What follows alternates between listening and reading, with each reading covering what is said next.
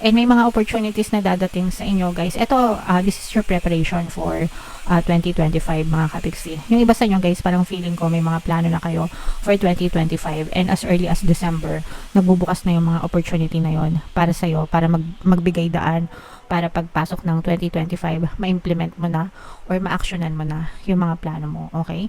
So, wag kayong masyadong magmadali din, di ba? Importante na pag-aralan nyo.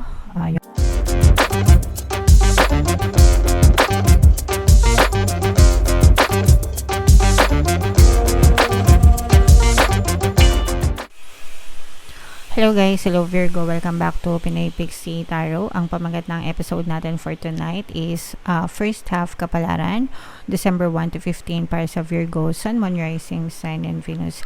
By the way guys, naka-upload na sa ating YouTube channel yung inyong 2025 kapalaran. If in case hindi nyo pa napapanood, punta lang kayo guys dun sa ating YouTube homepage. Hanapin nyo lang yung video para sa zodiac sa inyo.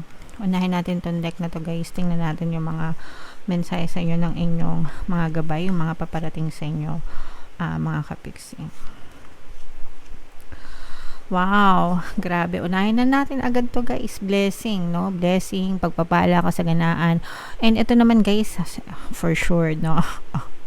For sure, yung iba dyan, maaaring nakuha nyo na yung mga 13th month nyo, di ba?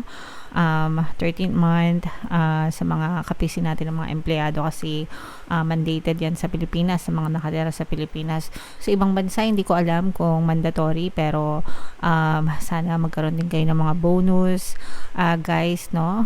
And sana lalo pa kayong pagpalain, mga kapiksi.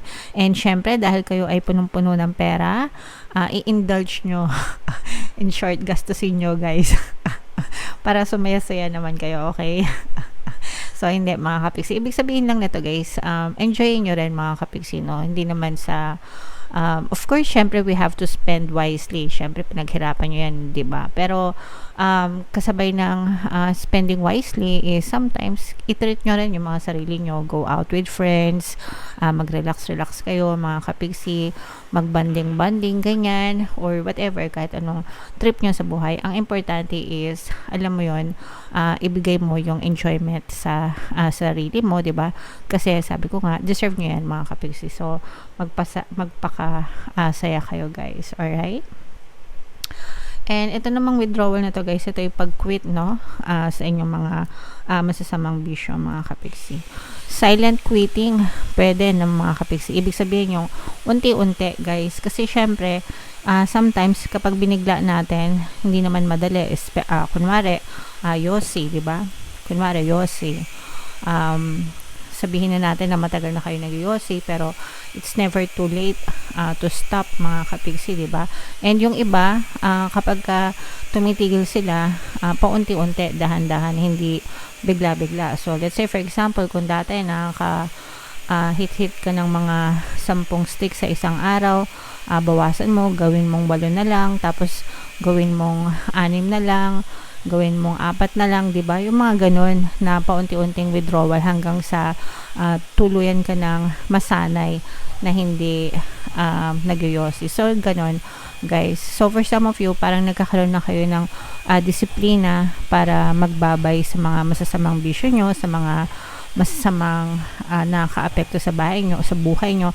Hindi lang sa bisyo guys, even dun sa mga negative thinking, especially no guys, talagang pinopromote ko yan dito sa ating channel na huwag kayong magpakanega kasi masisira buhay nyo dyan, mga kapiksi.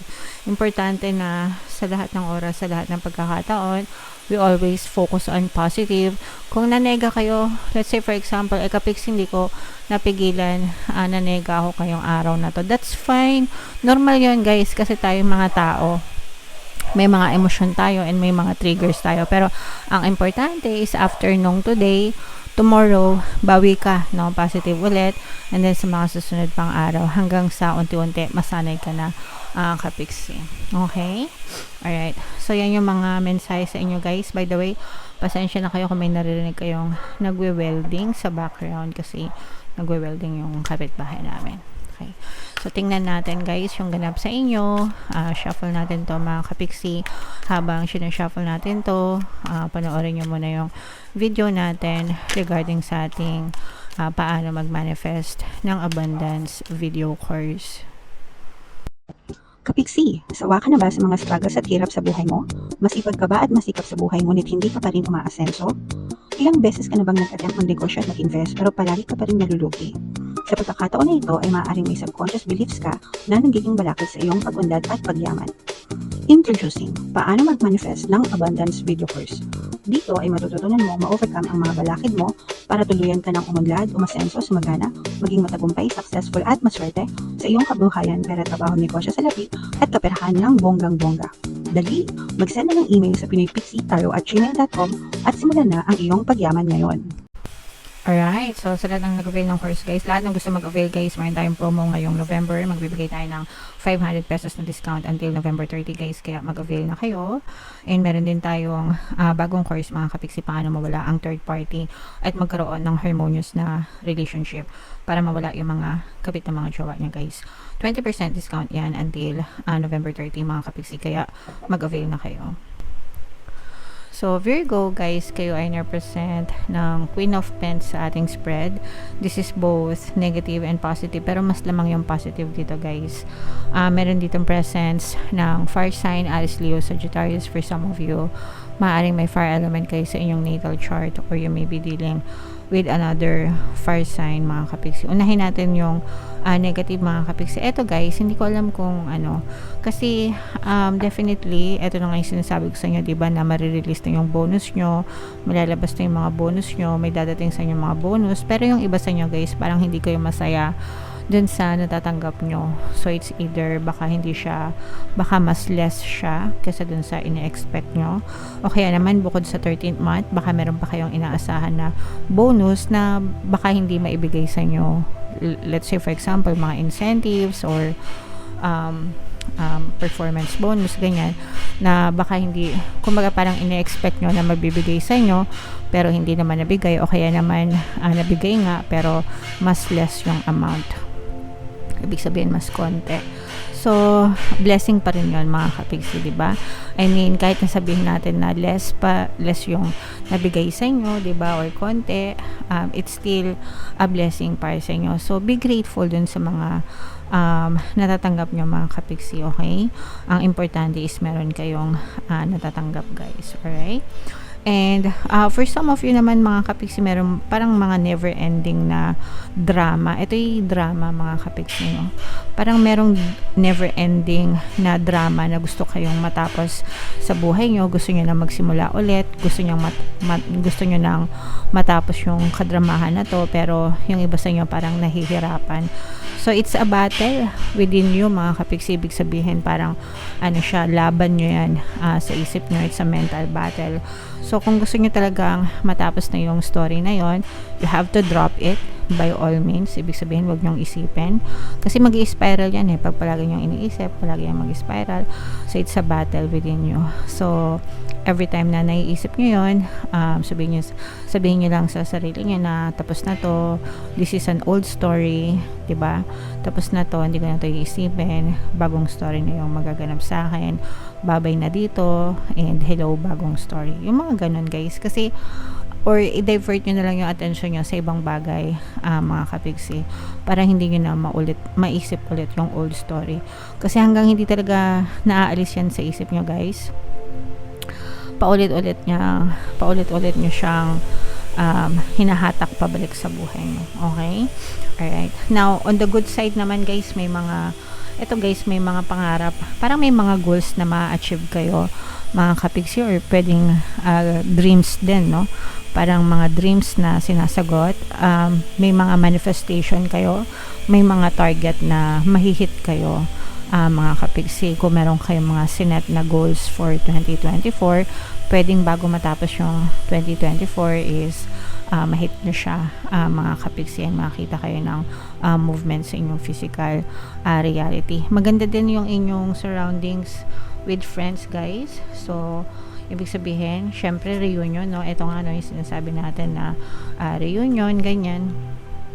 So, reunion with friends, family, ganyan, and kumbaga nagsisimula na yung mga party nyo. ngayong December 1 to 15. So, enjoy nyo lang mga kapiksi kasi deserve nyo naman talaga na mag-enjoy. And sa mga kapiksi natin na nalulungkot, you really have to go out with friends kasi makakatulong sila para maibsan yung lungkot na nararamdaman nyo, mga kapiksi. So, what else guys? Tingnan pa natin. Alright, so ito guys, parang yung iba sa inyo, meron kayong parang nagpapaiyak sa inyo na parang doble cara. Etong person na to, parang marirealize nyo yung totoong pagkatao na to, pero parang gusto nyo pa rin i-save yung relationship nyo with this person, mga kapigsi. So, ibig sabihin, mahahayag sa nyo yung totoong kulay or totoong intention ng tao na yon, pero mas importante pa rin sa'yo na ma-save yung relationship nyo. So, syempre guys, kapag dating naman sa relationship, di ba, dapat talaga pinapahalagahan at iniingatan, mga kapiksi. Alright? So, pagdating sa ganyan, syempre, forgiveness, acceptance, and setting expectation dapat yung ginagawa nyo.